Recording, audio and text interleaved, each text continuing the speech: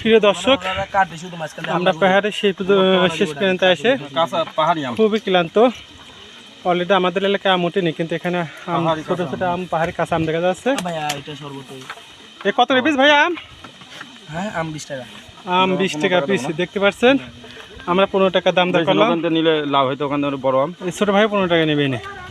আম যেহেতু সব জায়গায় ওঠেনি, আর এটা যেহেতু পাহাড়ি অঞ্চল এবং আমরা ক্লান্ত, সেখানে আমের রেটটা একটু বেশি।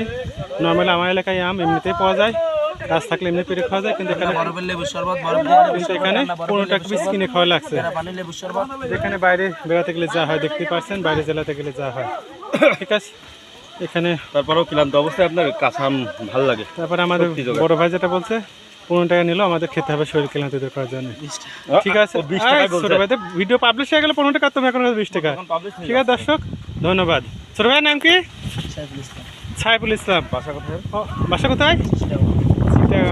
অবশ্যই প্রিয় দর্শক, আপনারা আসলে অবশ্যই ছোট ভাইয়ের সাথে আমের সালাদ খাবেন, পেয়ারা আছে, বিভিন্ন রকম শরবত আছে, অবশ্যই ছোট ভাইকে দেখা করে খাবেন নাকি।